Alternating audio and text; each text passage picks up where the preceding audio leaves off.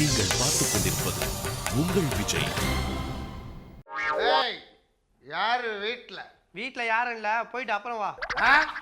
வீட்டுல யாரும் இல்லைன்னா அப்புறம் குரல் மட்டும் எப்படி வரும்? குரல் மட்டும் வராம கூடவே தேவாரம் திருவாசகம் சேர்ந்தா வருவாங்க.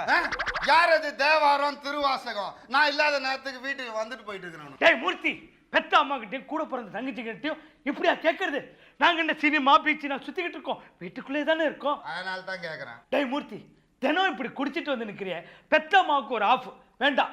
வயசுக்கு வந்து 2 தங்கச்சி இருக்காங்களே, ஆளுக்கு ஒரு குவார்டர் வாங்கிட்டு வரலாம்ல.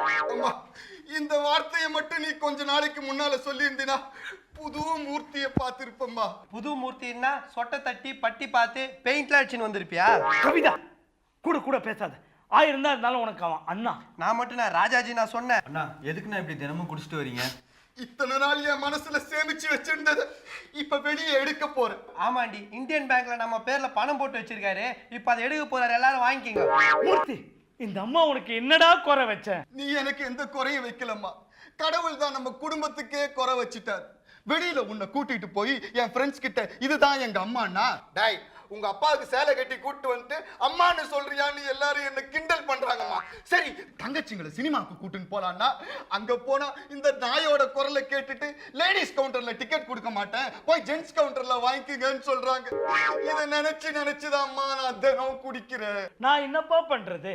உங்க அப்பா என்கிட்ட வரும்போதெல்லாம் ஆண் குழந்தை தான் வேணும்னு கேட்பாரு, நான் பெண் குழந்தை தான் வேணும்னு சொல்லுவேன். 2 பேரும் இப்படி ஏடா கூடமா நினைச்சுதான் இந்த மாதிரி அறகுறையா பிறந்திருக்கு. அம்மா, நான் மட்டும் எப்படிமா எந்த குறையும் இல்லாம முழுசா பிறந்தேன்? அப்ப உங்க அப்பா வெளியூர் போயிருந்தார். தெய்வம் தந்த வீடு வீதி இருக்கு,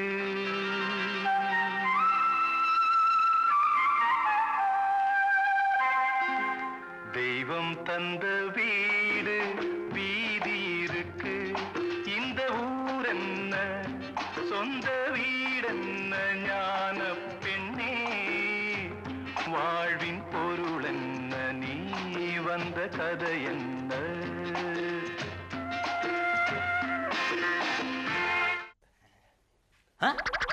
என்னது வீட்டுல பொம்பளைங்க எல்லாம் லுங்கி கட்டிட்டு இருக்கீங்க?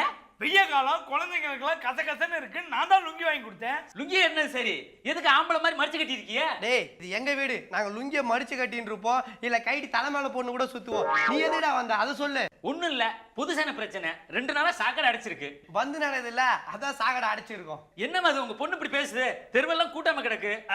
ஒரு கணக்குவாதியார கூட்டு போ, நல்லா கூட்டுவார். வயசுல பெரியவங்க நீங்க இப்படி பேசலாமா? சரி, குடும்ப தலைவர் பேரை சொல்லுங்க. தர்மத்தின் தலைவன் எழுதிக்க. இது ரஜினிகாந்த் நடிச்ச படமாச்சே. அப்படியா? நாங்க நாகேஸ்வரராவ் நடிச்ச படம் எல்லாம் நினைச்சோம். ஏண்டா, இந்த குடும்பத்துல வந்து கையெழுத்து வாங்க வந்தோமே, சரியான கலிஜி குடும்பமா இருக்கு. இப்படி இருந்தா எந்த ஆம்பளை தான் இந்த குடும்பத்துக்கு ஆதரவா இருப்பேன்? நான் இருக்கேன்.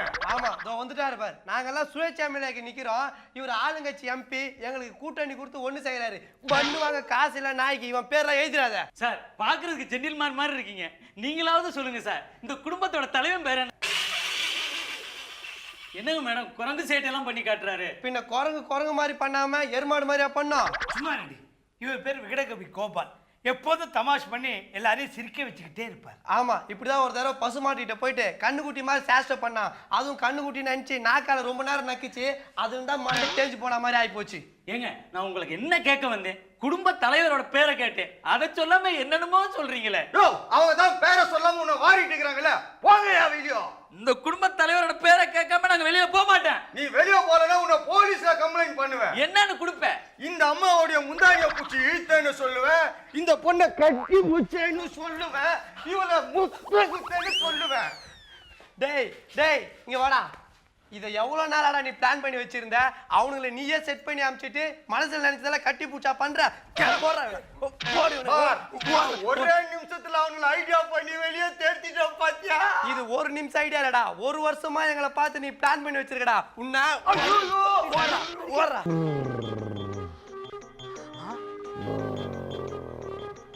விகடகவி கோபாலுக்கு பலகாரம் எடுத்துட்டு வந்திருக்கேன். பாவம் அசந்து தூங்குறதே. கோபால், கோபால் என்ன மாமி? பாவங்க உஷ்பி எழுப்பி விட்டேன் போல இருக்கு. அசந்து தூங்கியிருந்தல. சே வேலை வெட்டி இல்லாதவங்க தூங்கும் போது எப்படி கொரட்டை விடுவாங்கன்னு சாதகம் பண்ணிட்டு இருந்தேன். அது என்னையே அட்டாக் பண்ணிடுச்சு மாமி. உனக்காக பலகாரம் கொண்டு வந்திருக்கேன். இந்தா. என்ன மாமி வீட்டுல விசேஷம்? ஒன்னும் வாசனையே வரலையே. போன தீபாவளிக்கு பண்ணது பரன் மேல போட்டு வச்சிருந்தேன். சுத்தம் பண்றச்சே உன் ஞாபகம் வந்தது. வீட்டில் வேற எந்த நாயும் திங்காது, அதான் உனக்கு கொடுக்க கொண்டு வந்தேன். மாமி எனக்கு ஒரு விஷயம் புரியவே மாட்டேங்குது. இந்த சமுதாயம் ஏன் பழச ஒதுக்கிட்டே இருக்குது? ஆனா இந்த கோபால் ஒரு டிஃப்ரென்ஸ் டைப். பழசு தான் எனக்கு பிடிக்கும். கோபால் ஓல்ட் இஸ் கோல்டு மாமி.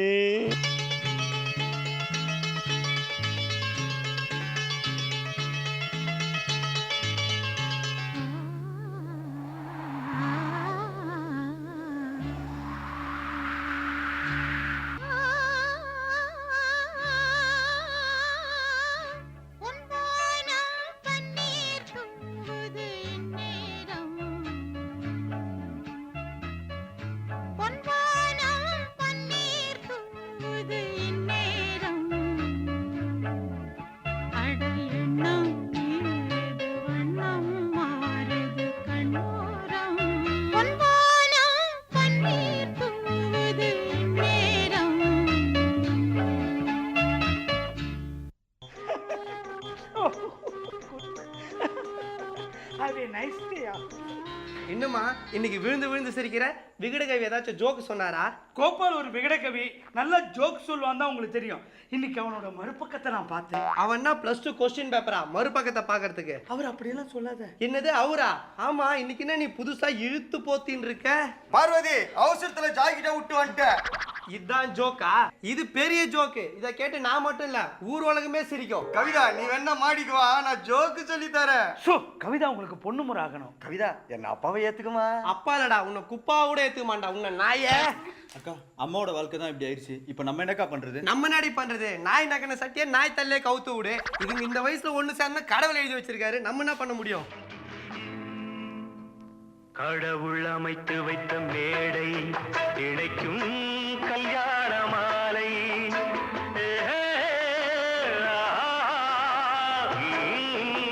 கடவுள் அமைத்து வைத்த மேடை